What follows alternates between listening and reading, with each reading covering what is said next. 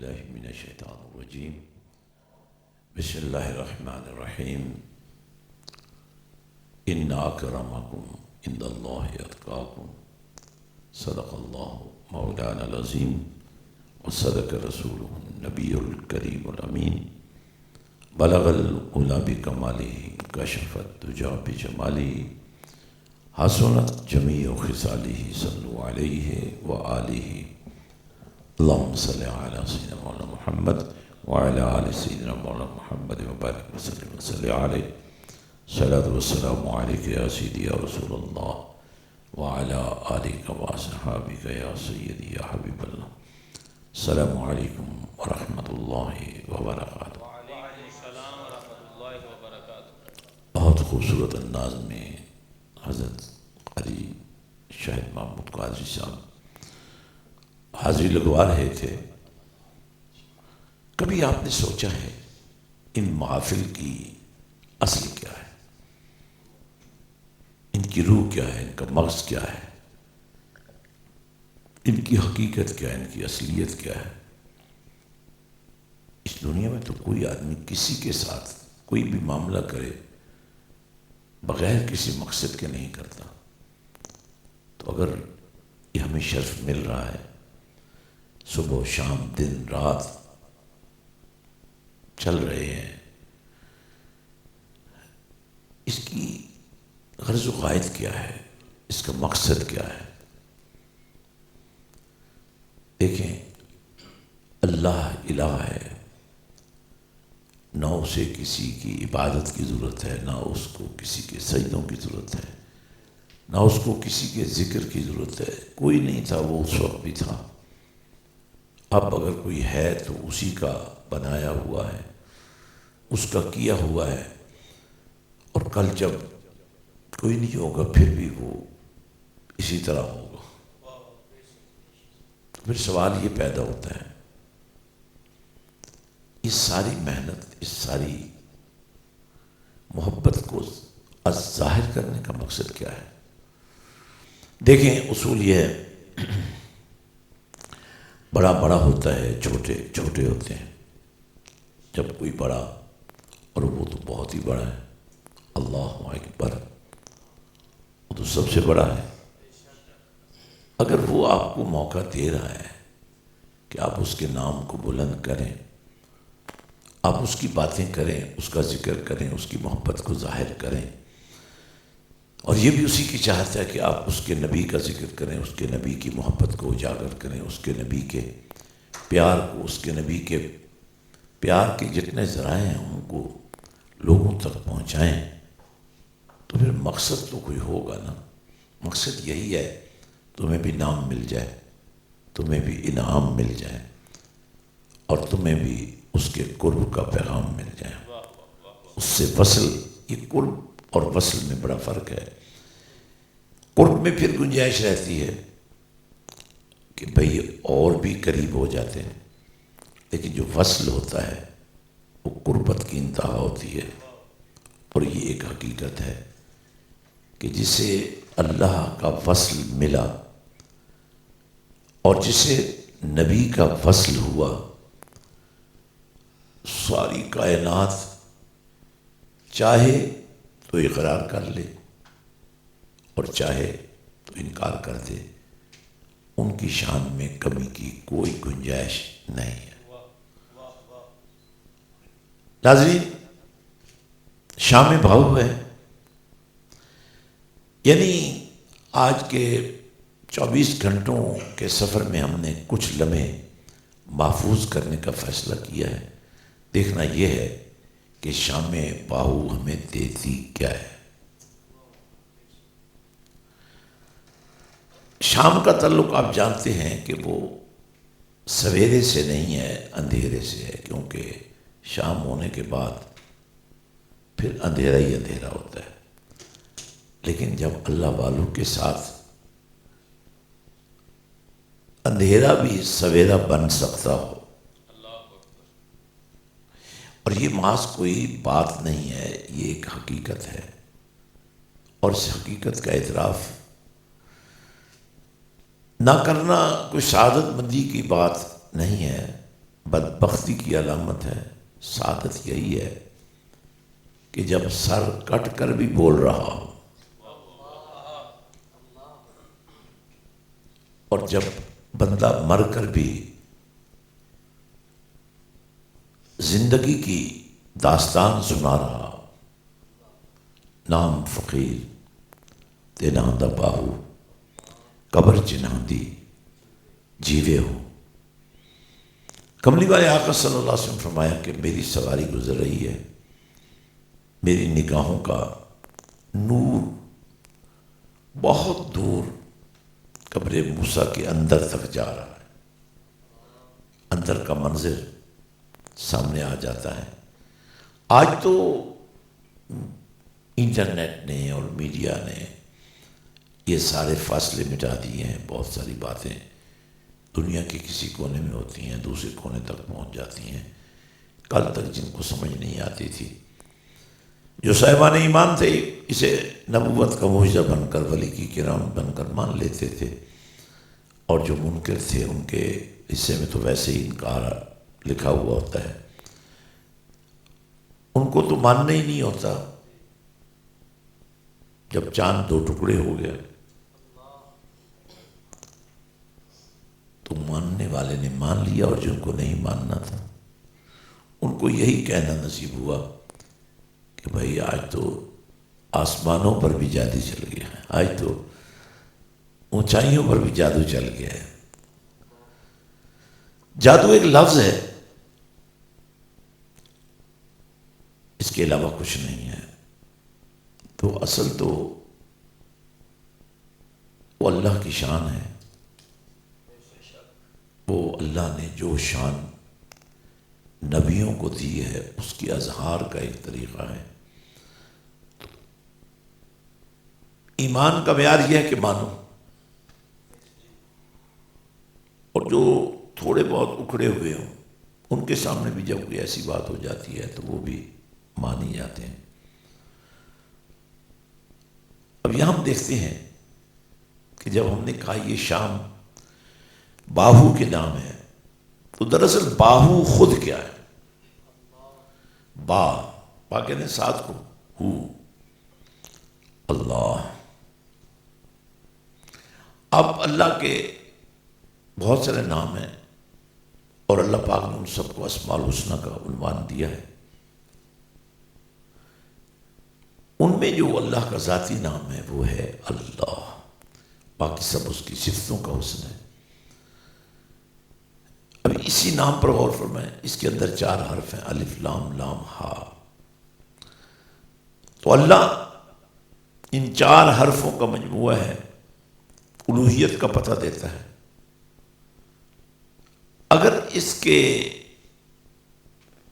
4 حرفوں میں سے ایک حرف الف ہٹا دیا جائے، لام لام ہا للہ بن جاتا ہے۔ یعنی جو کچھ ہے بلکہ سب کچھ اسی کے لیے ہے۔ اور اگر لام ہٹا دیا جائے پھر الف کے بعد، تو یہ بن جاتا ہے لہو، اس کے لیے۔ اور اگر دوسرا لام بھی ہٹا دیا جائے تو رہ جاتا ہے ہو۔ اور ہو میں بھی وہ کمال ہے کہ عارفوں کے بادشاہ کو یہ نام دیا گیا ہو کے عنوان سے، اور آپ نے جتنا کلام لکھا اللہ کے عنوان سے ہی اس کلام کو پوری دنیا کے اندر پذیرائی حاصل ہے۔ اس ہو کے حوالے سے خود حضرت سلطان باہو فرماتے ہیں، اندر ہو تے باہر ہو، باہو کت لبھیندہ ہو، ہو دادا محبت والا، دم دم نال سڑیندہ ہو، جتھے ہو کرے روشنائی، اتوں چھوڑ انیرا ویندا ہو، دوویں جہان غلام اس دے باہو، جڑا ہو نو صحیح کریندہ ہو۔ اب باہو کو بھی دیکھ لیں، شام باہو کو بھی دیکھ لیں، اندھیروں کے اس سفر میں روشنیوں کو بھی دیکھ لیں۔ ہودا داغ محبت والا، دم دم نال سڑیندا ہوں. یہ داغ سے مراد داغ نہیں ہے، داغ سے مراد وہ جلوہ ہے جب آپ کے منہ سے اللہ نکلتا ہے، جب آپ کے لطائف قلب سے ہو کی کیفیات ظاہر ہوتی ہیں، ہو کا نور تجلیاں بن کر کسی جگہ کو مرکز محبت بناتا ہے، تو وہاں ایک جلن سی ہوتی ہے، ایک داغ سا بنتا ہے. یہ وہ داغ نہیں ہے جو داغ رہ جاتا ہے، یہ ان گناہوں کے داغوں کو بھی مٹا دیتا ہے. بڑا مشہور واقعہ ہے، ہمارے نبی پاک صلی اللہ علیہ وسلم نے کسی گھر میں کھانا تناول فرمایا اور وہ کپڑا جو دسترخوان کے طور پہ رکھا گیا تھا اس سے ہاتھ صاف کر لیے. اب جس گھر والوں کو یہ سعادت ملی اس دسترخوان کو اپنے پاس رکھنے کی، کچھ عرصے کے بعد کچھ لوگ مہمان بنے تو وہ دسترخوان لایا گیا اور اس دسترخوان پر جو داغ لگے ان کو دھویا نہیں گیا بلکہ اس دسترخوان کو آگ میں ڈال دیا گیا. آگ جلتی رہی، داغ مٹتے رہے. عاشقوں نے کہا دراصل اس کپڑے کو آگ نہیں چھو سکتی کیونکہ اس کپڑے کی نسبت نبی کے ہاتھوں سے ہو چکی. ہودا داغ محبت والا، دم دم نال سڑیندا ہو، جتھے ہو کرے روشنائی. یہ شام باہو ہے نا، ہو کا کام یہ ہے اندھیروں کو روشنیوں میں بدل دے. ہو کا کام یہی ہے کہ وہ گناہوں کے داغوں کو مٹا دے. ہو کا کام یہی ہے کہ وہ دل کی دنیا کو آباد کر دے. ہو کا کام یہی ہے کہ وہ لطائف قلب کو کیفیات محبت دے دے. لطائف قلب جب کھلتے ہیں اور ان میں جو لطیفہ نفس ہے اس کی کیفیت یہ ہے اگر وہ ہی کھل جائے، اور کھلتا کب ہے؟ جب آپ اسم اللہ کو اپنی نگاہوں میں اتارنے کی کوشش کرتے ہیں. تصور اسم اللہ سلطان العارفین حضرت سلطان باہو کی تعلیمات میں سے ایک روشن باب یہ ہے. آپ نے بے شمار دعوتوں کا ذکر کیا ہے، ان میں دو باتوں کو آپ نے بڑے اصرار کے ساتھ بیان کیا ہے. ایک ہے تصور اسم اللہ اور دوسرا ہے مجلس حضور امام الانبیاء صلی اللہ علیہ وسلم. حضرت سلطان العارفین حضرت سلطان باہو کے ایک خلیفہ ہوئے ہیں، پیر سید موسن شاہ الگیلانی. یہ گھوٹکی سندھ سے ماں کے اصرار پر، ماں پاک دامنہ تھی، ولیہ تھی، اور انہیں یہ شرط تھا کہ وہ احوال غیب پر خبر رکھتی تھی. انہوں نے اپنے بیٹے کا، معصوم بیٹے کا نصیبہ دیکھا تو اسے فیضان حضرت سلطان باہو نظر آیا، تو اپنے صاحبزادے کو بھیجا حضرت سلطان باہو اور درخواست بھجوائی حضرت سلطان باہو سے کہ آپ انہیں اپنا مرید بنا لیں.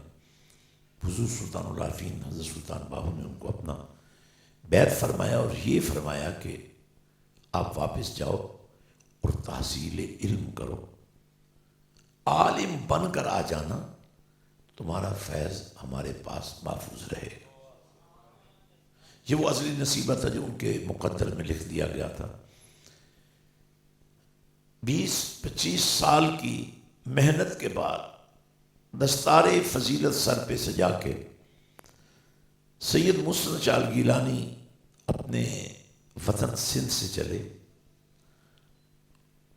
اور ابھی 1-2 منزلیں پیچھے تھے کہ یہاں عارفوں کے بادشاہ کا وقت وصال آ گیا۔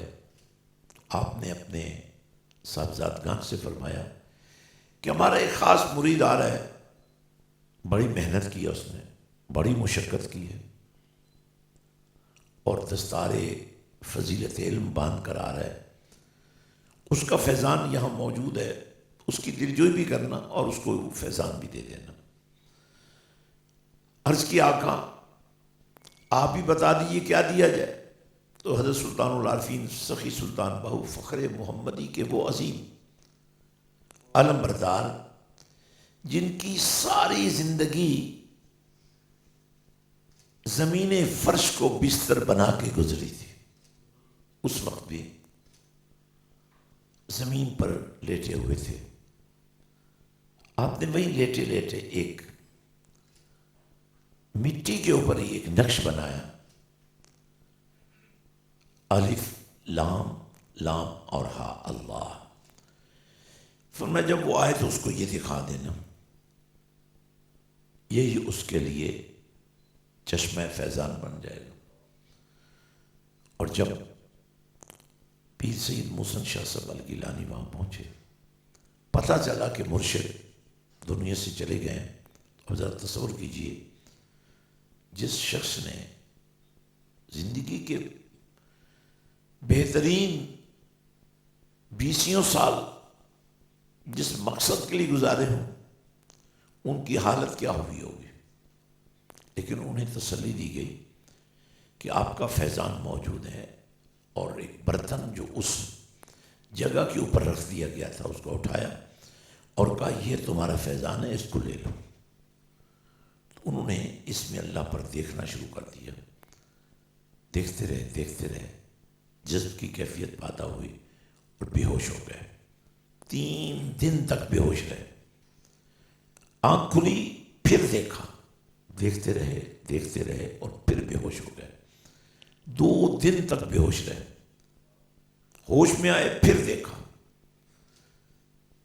اور پھر بے ہوش ہو گئے، اور 24 آورز 24 گھنٹے بے ہوش رہے، اور جب ہوش میں آئے اور چوتھی مرتبہ دیکھا تو جذب کی کیفیت جو تھی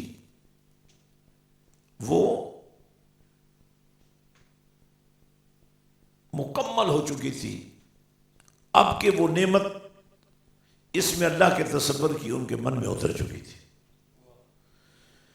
اور آج بھی اگر آپ حضرت سلطان باہو رحمۃ اللہ علیہ کی تعلیمات کو پڑھیں تو آپ خود بھی فرماتے ہیں کہ جس نے اس میں اللہ کو اپنے تصور میں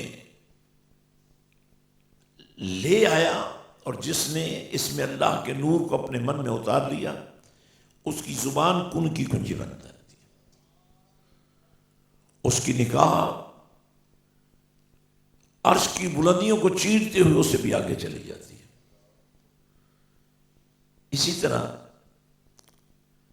آپ نے یہاں بھی یہ بات فرمائی ہے کہ ایک ہی وقت میں نبی رحمت صلی اللہ علیہ وسلم کی 9 کچہریاں مختلف مقامات پر لگتی ہیں۔ کسی فقیر کی، کسی اللہ والے کی رسائی ایک کچہری تک ہوتی ہے، کسی کی دوسری تک ہوتی ہے، کسی کی تیسری تک ہوتی ہے۔ فرمایا فقیر باہو کا یہ مقام ہے کہ وہ 9 کچہریوں میں حاضر ہوتا ہے۔ اور دوسرے مقام پر آپ نے یہ فرمایا میرا کوئی لمحہ ایسا نہیں جو میں ایک لمحے کے لیے بھی اپنے نبی سے علیحدہ رہا ہوں۔ اور پھر یہ بھی فرمایا جو کلام تم میرا پڑھتے ہو یہ بیان میں نے کیا ہے، جو کچھ نبی نے مجھے پڑھا دیا ہے، من تلمیذ و رسول، فرمایا میں شاگرد رسول ہوں، جو کچھ حضور پاک صلی اللہ علیہ وسلم مجھے پڑھا دیا ہے اور جیسے پڑھا دیا ہے وہ میرا کلام ہے، اور اس کلام کو پڑھنے والا اگر بظاہر کبھی نہ بھی سمجھ سکے تو پڑھتا رہے، اس تصور میں پڑھتا رہے کہ میں نے اس کلام کو سمجھنا ہے۔ فرمایا پھر وقت آ جائے گا کہ میں خود آ کر اسے سمجھا دوں۔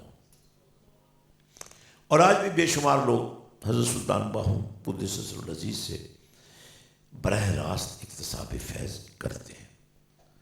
حضرت سلطان العارفین سلطان باہو قدس سرہ العزیز نے نبوت کی وہ تمام خصوصیات اور توحید پروردگار کے وہ سارے جلوے حضور نبی رحمت صلی اللہ علیہ وسلم کی امت تک پہنچانے میں کوئی کمی نہیں رکھی۔ لوگ دلیلیں مانگتے ہیں، فلاں کام کی دلیل کیا ہوگی؟ ہاں بھی حضور پاک صلی اللہ علیہ وسلم کے علم کی دلیل کیا ہوگی؟ جب سے مجھے یہ پڑھنا نصیب ہوا ہے کہ نبی رحمت صلی اللہ علیہ وسلم نے فرمایا کہ آنا مدینۃ العلم، بڑی مشہور اور معروف حدیث رسول صلی اللہ علیہ وسلم کہ میں علم کا شہر ہوں، تو پھر مجھے وہ سارے سوالات حماقت نظر آتے ہیں اور وہ ساری دلیلیں دینے اور لینے والے احمق نظر آتے ہیں جنہوں نے نبی کے اس کلام کو سمجھا ہی نہیں ہے کہ جب سارا علم میرے اندر آ گیا ہے تو یہ پھر سوال بنتا بھی نہیں ہے۔ یہ کیسا سوال ہے جو تم کرتے ہو؟ اور واقعی اللہ کو ماننے کے لیے اور اس کے نبی کے عشق کو چرچا دینے کے لیے کسی دلیل کی ضرورت نہیں ہے، ایمان کی ضرورت ہے۔ ایمان ماننے کو کہتے ہیں نا۔ سوال کیا تھا نا ابو جہل نے، صدیق اکبر ہی پر کیا تھا نا، کیا یہ ممکن ہے کوئی راتوں رات آسمانوں پر جائے، کوئی راتوں رات بیت المقدس جائے؟ تو آپ نے فرمایا یہ ممکن نہیں ہے۔ بڑا پکا کرنے کے بعد کہنے لگا اگر ممکن نہیں ہے تو پھر تمہارے نبی نے یہ کہا ہے کہ میں گیا ہوں۔ فرمایا پھر تو یہ سچ ہے۔ مجھے کہا بھی تو تم کہہ رہے تھے کوئی نہیں جا سکتا، کوئی نہیں کر سکتا۔ فرمایا نبی میں اور کوئی میں بڑا فرق ہے۔ ہمارا جو عقیدہ ہے، اسلام سلامتی کا دین ہے نا، تو سلامتی کا جتنا بھی پیکج ہوگا اس میں ڈاؤٹ نہیں ہو سکتا۔ اگر آپ وضو میں ہوں بھی اور آپ کو یہ خیال آ جائے کہ پتہ نہیں میرا وضو ہے کہ نہیں، وضو تو ختم ہو گیا، گنجائش ہی نہیں ہے، اس بات کی گنجائش نہیں ہے۔ دین کے بارے میں آپ کی رائے کیا ہے؟ اللہ کا فرمان کیا ہے؟ یہ کافی ہے۔ نبی کا احسان کیا ہے؟ یہ کافی ہے۔ دین کی پہچان کیا ہے؟ یہ کافی ہے۔ اور جو مولا نے دیا عرفان ہے وہ کافی ہے۔ جو عارف ہوتے ہیں، جو عرفان کے علم بردار ہوتے ہیں، اور یہ جو معرفت ہے اس کے بغیر حقیقت تک بندہ پہنچ نہیں سکتا۔ حقیقت پتہ ہی تب چلتی ہے جب آپ کو عرفان ملتا ہے۔ اور یاد رکھیں یہ عرفان جو ہے یہ طریقت سے ملتا ہے، اور طریقت کیا ہے؟ شریعت کی روح طریقت ہے، شریعت کا نچوڑ طریقت ہے۔ اور پھر یہی وجہ میں اکثر دوستوں سے کہتا ہوں، جس قوم کی حماقتوں کا یہ عالم ہو کہ دنیا طریقت جو کہ بنیاد بنتی ہے عرفان کی، اور عرفان کو اس پر آپ کو حقیقت کا اعتراف ملتا ہے، اس طریقت کو آپ نے وہ شکل ہی نہیں بننے دی ہے جس کے نتیجے میں لوگوں کو اعتراض کرنے کا موقع ہی نہ ملے۔ تو جب آپ کہیں گے نا شریعت سے بات شروع کریں، شریعت سے تعمیر شروع کریں، اور شریعت کیا ہے؟ قرآن اور سنت. قرآن اور سنت. قرآن کیا ہے؟ اللہ کا کلام. سنت کیا ہے؟ مدینے والے کا بیان، مدینے والے کا طریقہ. تو میں نے قرآن کو پڑھا تو جو طریقہ نبی کا ہے وہی قرآن ہے. میں نے قرآن کو پڑھا، جو سلیقہ نبی کا ہے وہی قرآن. بلکہ بعض اوقات، بلکہ اکثر اوقات صحابہ کرام رضوان اللہ تعالیٰ علیہ مجمعین، نبیوں رسولوں کے بعد سب سے زیادہ عزت والے لوگ، جنہیں اس وجہ سے اللہ کے دربار میں یہ مقام ملا کہ انہوں نے سر کی آنکھوں کے ساتھ حالت ایمان میں نبی کو مانا اور نبی کے ذریعے سے اللہ کو مانا.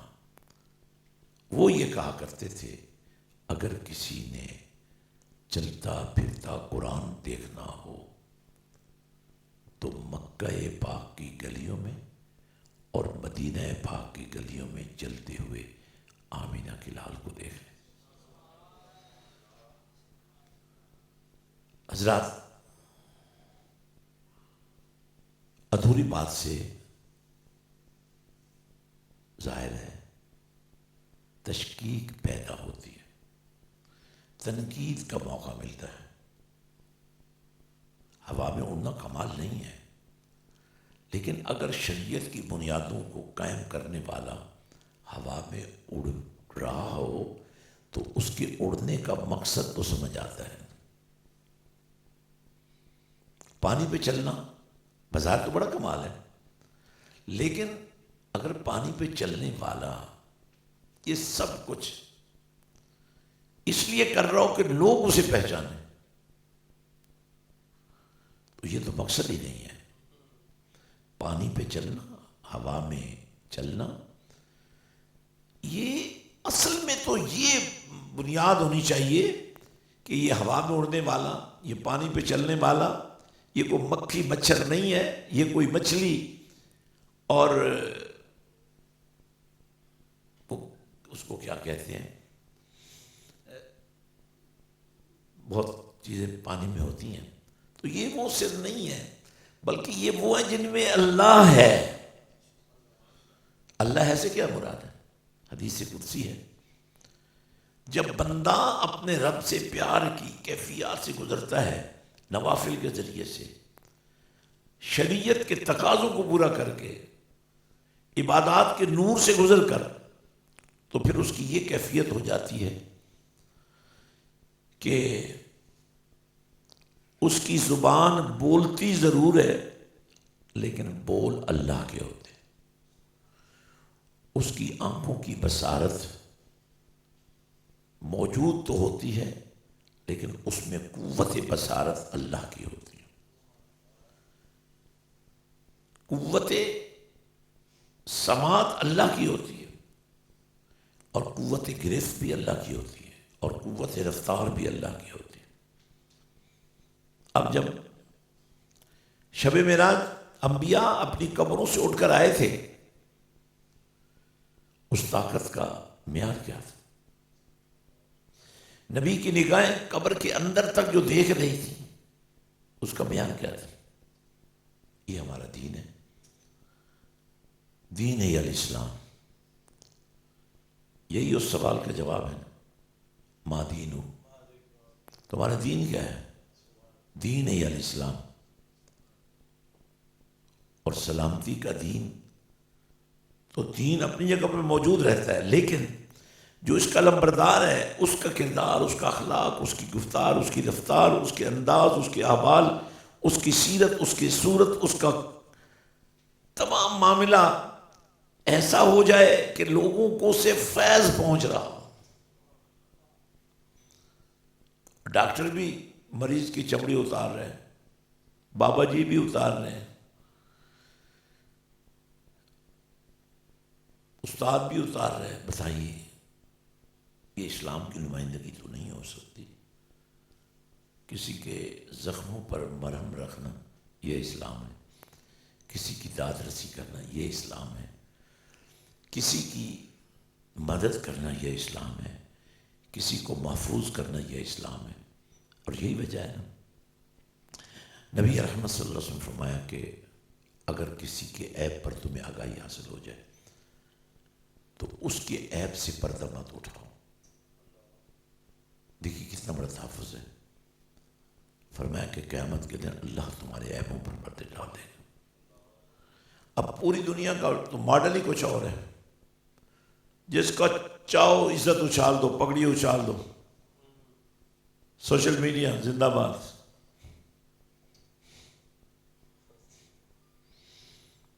اور جو عوام تو عوام ہے، اہل علم، اہل دانش، اہل شعور، وہ بھی پوچھ رہے ہیں جی یہ اس کا معاملہ کیا ہے، یہ کیا معاملہ چل رہا ہے، یہ معاملہ کیا ہے؟ بھئی جھوٹ کیا معاملہ ہے؟ جھوٹ کوئی معاملہ ہوتا ہے؟ تہمت کوئی معاملہ ہوتی ہے؟ اس لیے میں اکثر یہ کہتا ہوں اسلام کی تہذیب میں اور سوشل میڈیا کی شرارت میں زمین و آسمان کا فرق ہے.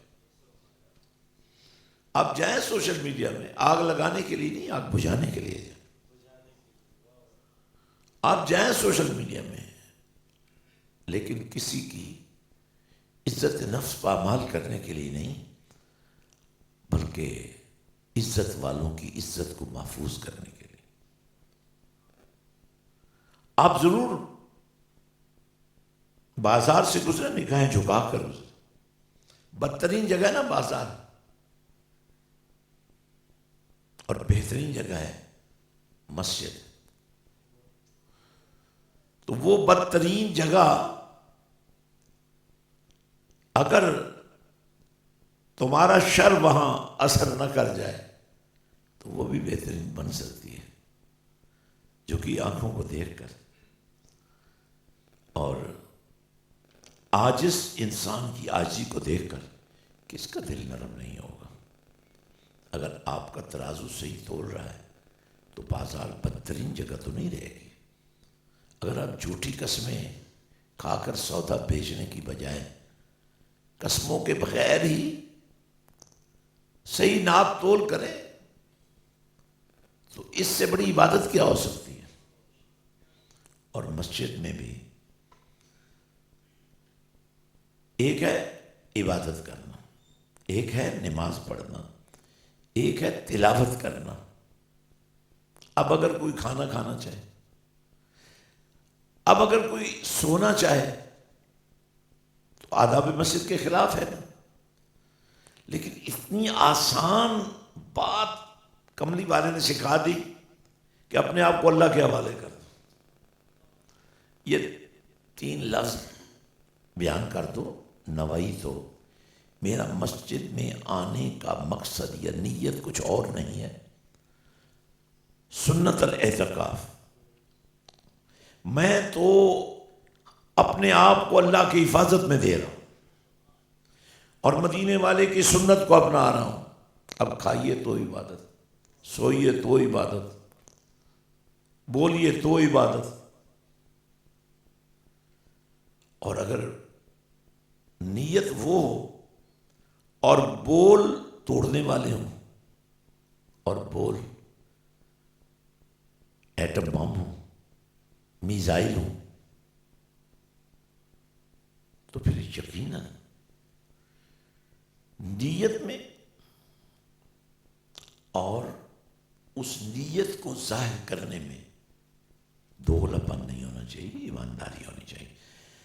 ناظرین، یہ اللہ والوں کے ساتھ جو وقت گزارنا نصیب ہوتا ہے وہ اس شام پاہو میں اجاگر کیا جا رہا ہے. فادخلی فی عبادی وادخلی جنتی. اتنا صاف شفلان کہ جو ہمارے بندوں کے ساتھ مل گیا بس سمجھے وہ جنت میں آ گیا. تو جو اللہ کے بندے ہوتے ہیں ان کا معیار اتنا کیوں بلند بیان کیا گیا ہے؟ ان کے پاس آنا ہی جنت ہے، ان کے پاس رہنا ہی جنت ہے، ان کے قرب میں ہونا ہی جنت ہے. اس لیے کہ یہ سانس بھی لیتے ہیں تو اللہ کا نام لیتے ہیں، ان کی نگاہوں میں اللہ، ان کے بولوں میں اللہ، ان کے دل کی دھڑکنوں میں اللہ، ان کے انگ انگ میں اللہ، اور پھر سنگ سنگ میں بھی اللہ ہو جاتا ہے۔ ناظرین، حضرت سلطان باہو کے 2 اشعار کے ساتھ آج کی گفتگو کو ختم کرتے ہیں۔ آپ فرماتے ہیں مرشد کامل ایسا ہوئے، یہ شام باہو کے عنوان کی آخری کڑی میں آپ کے سامنے رکھوں۔ مرشد کامل، اب دیکھیں اس میں دو چیزیں بیان ہیں، مرشد اور کامل۔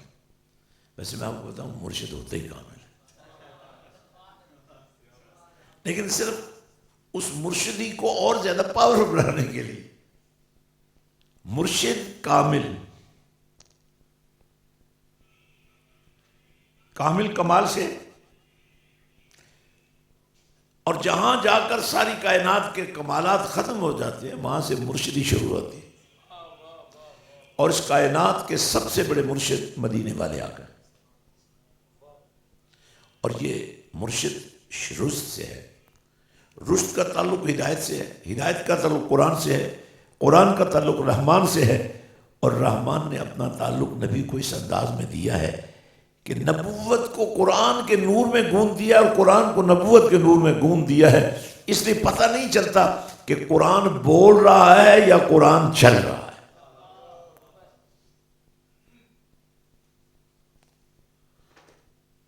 یہی وجہ ہے جب تلاوت کرنے والا کوئی بھی قاری ہوگا تو قرآن کی وضاحت کی سمجھ نہیں آئے گی، لیکن جب قرآن کی تلاوت کرنے والا خود نبی ہوگا تو پھر نبی کے لبوں کو بھی دیکھیے اور ان لبوں پہ بولتے ہوئے رب کو بھی دیکھیے۔ حضرات، تو میں عرض کر رہا تھا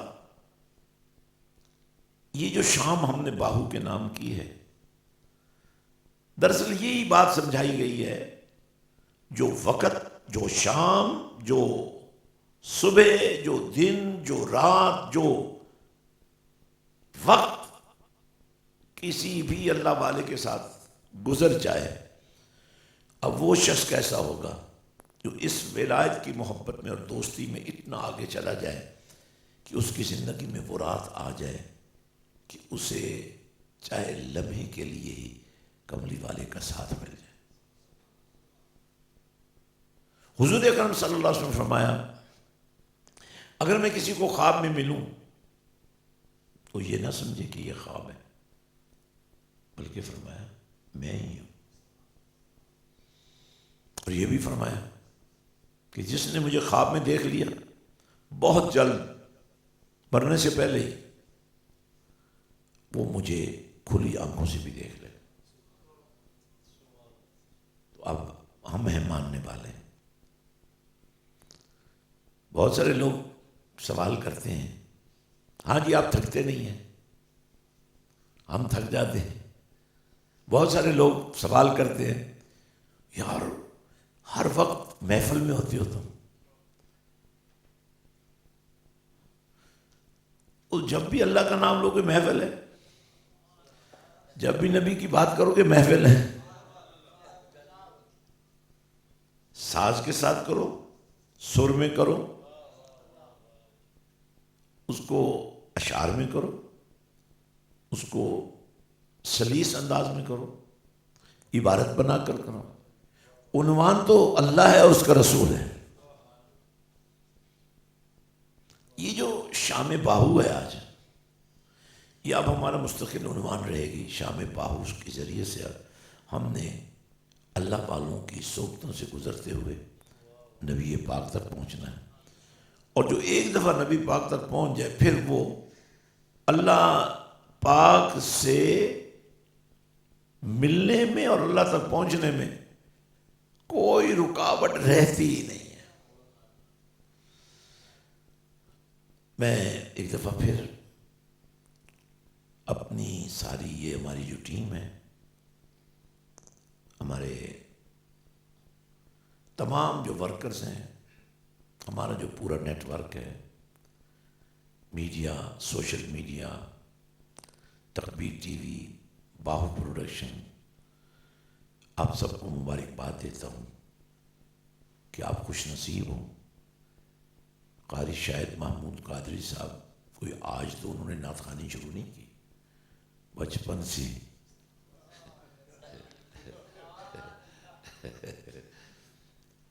اور یہ اذہار کوئی 1 مرتبہ کرتا ہے، کوئی 10 مرتبہ کرتا ہے، کوئی 20 مرتبہ کرتا ہے، اور یہاں تو ہر دفعہ ہی اذہار ہوتا ہے. تو میں یہ کہنا چاہ رہا ہوں کہ یہ جو ان کی محبت ہے پہلے بھی تھی اب بھی ہے، لیکن سٹائل میں چینج آئی ہے، رنگ نکھرا ہے. اور اس نکھار نے بہت سارے لوگوں پر سوالات چھوڑ دیے اور بہت سارے لوگ پریشان بھی ہیں. بھئی حساب کیا ہے، معاملہ کیا ہے، ہوتا کیا ہے؟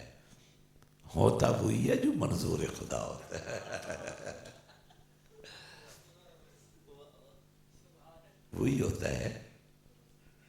اگر ویسے بہت سارے لوگ یہ کہہ دیتے ہیں منظور خدا ہوتا ہے، تو اچھے کاموں میں منظور خدا نہیں ہو سکتا. محبتوں کو بانٹنے میں منظور خدا نہیں ہو سکتا.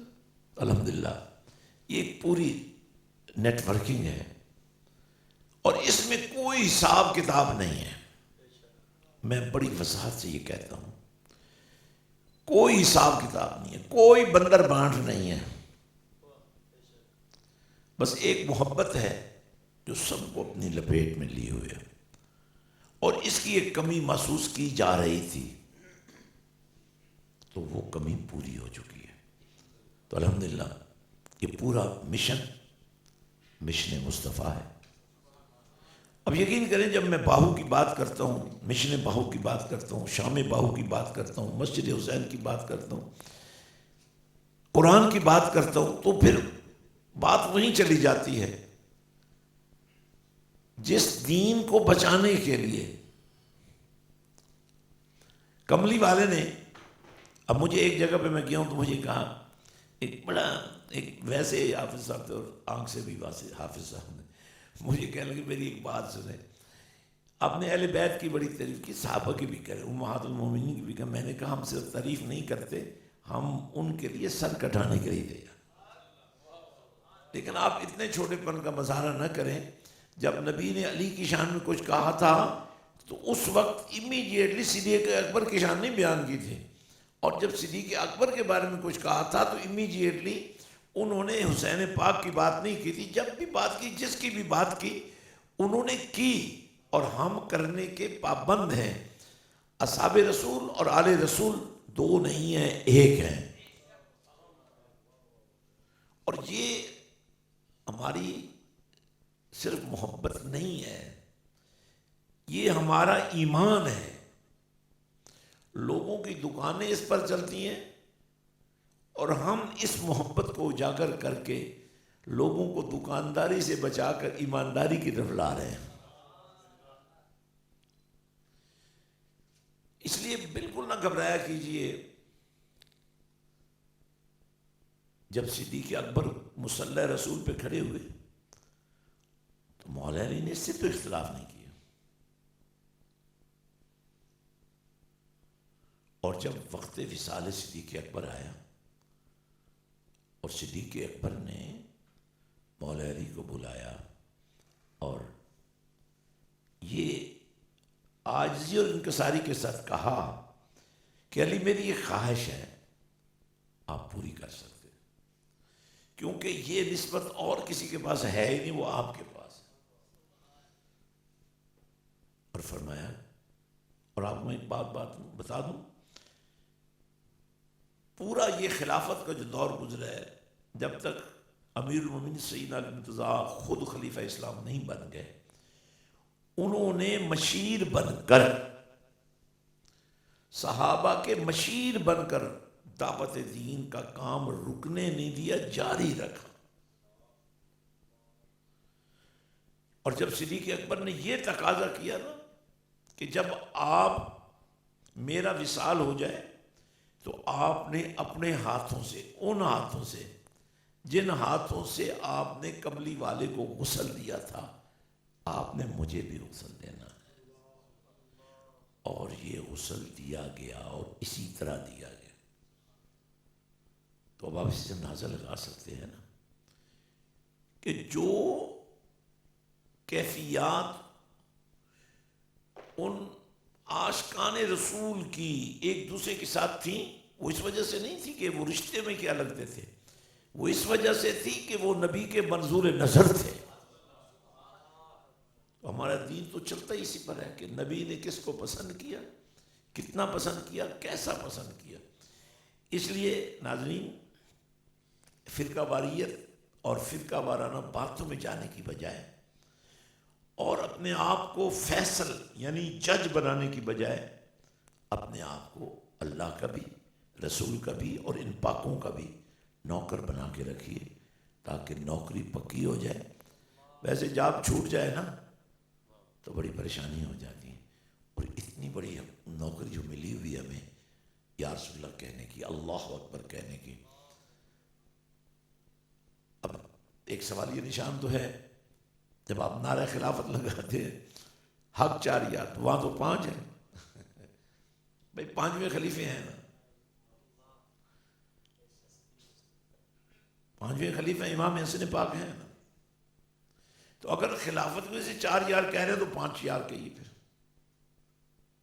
تو میں یہ ایک سوالی نشان چھوڑ رہا ہوں، اس کا جواب ضرور نہیں گا، لیکن میں یہی بات سمجھانا چاہتا ہوں کہ نبی رحمت صلی اللہ علیہ وسلم سے لے کر حضرت امام حسن پاک تک یہ 5 خلفاء ہوئے ہیں۔ پہلے تینوں خلفاء اس بنیاد پر خلیفہ نہیں بنے کہ ان میں سے کون وراثت کا حقدار تھا۔ چوتھے خلیفے حضرت علی ہوئے ہیں تو وہ بھی اس بنیاد پر خلیفہ نہیں ہوئے کہ وہ وارث تھے، اور 5ویں خلیفہ امام حسن پاک اگر خلیفہ ہوئے ہیں تو اس وجہ سے نہیں ہوئے کہ وہ نبی رحمت کے نواسہ پاک تھے اور شہداء جنتی نوجوانوں کے سردار تھے، بلکہ امت نے جس طرح صدیق اکبر کو، اکابرین امت نے جس طرح فاروق اعظم کو، امت مسلمہ کے اکابرین نے جس طرح سیدنا عثمان غنی کو، جس طرح مولا علی کو، جس طرح امام حسن پاک کو، سب کو منتخب کیا، یعنی آپ یوں سمجھیے کہ اپنی طاقت تقویٰ اور شان قرب مصطفیٰ کو بنیاد بنا کر اللہ نے ان کو یہ موقع دیا تھا